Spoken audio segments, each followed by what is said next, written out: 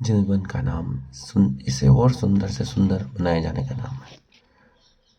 ओशो ने कहा है कि जिन लोगों के कारण यह धरती रहने योग्य बनी हुई है, भगवान बुद्ध, कृष्ण, राम, ऐसे लोग ही हैं, महावीर आदि, जिनको देखकर लगता है कि यह धरती रहने योग्य है, सुंदर है, सुखमय है।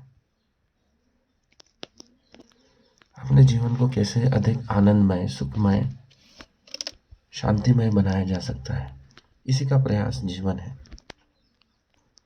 यह जीवन सिर्फ कष्टों से भरा नहीं है। इन कष्टों से उबर कर, जैसा कि भगवान बुद्ध ने कहा, दुख है उसके पार जाकर ही आनंद को प्राप्त किया जा सकता है। दुख भी है तो आनंद भी है। चैन हमारा होना चाहिए। हम प्रतिपल आनंद में रह सकते हैं, यही सत्य है। यही बुद्ध की खोज थी कि कैसे आनंद को प्राप्त किया जाए। तिब्बत के कुछ लामा सदा आनंद में रहते हैं। वो उनके ऐसे प्रयोग हैं, ध्यान के प्रयोग हैं, जिनसे दुख घटित हो ही नहीं सकता। दुख आते हैं लेकिन उन्हें प्रभावित नहीं करते हैं। यही कला जीवन जीने की कला है कि हम समस्याओं से कैसे निपटते हैं, दुखों से कैसे निपटते हैं, समस्याओं को कैसे हल करते हैं। वही आनंद का स्रोत है। यह परम सत्य है कि सदा आनंदित रहा जा सकता है। कृष्ण के जीवन का उदाहरण देखें तो हर पल उनके जन्म लेते ही समस्या चालू हो गई थी। जन्म लेते ही उनको मारने वाले राक्षस द्वार पर खड़े थे, लेकिन उस समय भी उन्होंने आनंद नहीं छोड़ा।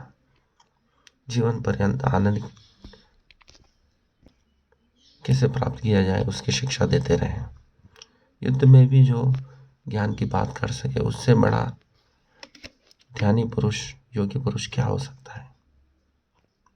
इसलिए हर पल को आनंद से जिया जा सकता है।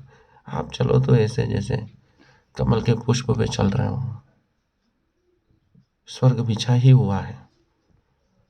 हमारी मान्यता है कि चारों तरफ दुख फैला हुआ है। जैसी हमारी सोच है वैसा ये संसार दिखता है।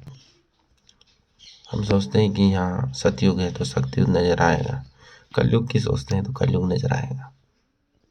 वही क्षण जो किसी के लिए दुख के, किसी के लिए सुख का कारण बन सकते हैं। इसलिए यह बात सिद्ध है कि दुख सुख मान्यता पर निर्भर करते हैं। भगवान कृष्ण ने कहा कि जीवन तर्क से चलता है। यदि आप किसी तर्क द्वारा किसी घटना को सकारात्मक सिद्ध कर दो तो वही घटना आपको आनंद देगी। यदि आप उसी घटना के नकारात्मक पक्षों का वर्णन करेंगे तो तत्काल दुख की प्राप्ति होगी। जीवन संतुलन का नाम है। जैसा हम इसको देखते हैं यह वैसा ही प्रतीत होता है। इसलिए हर घटना का आनंद लीजिए, सुखी रहिए, आनंदित रहिए। धन्यवाद।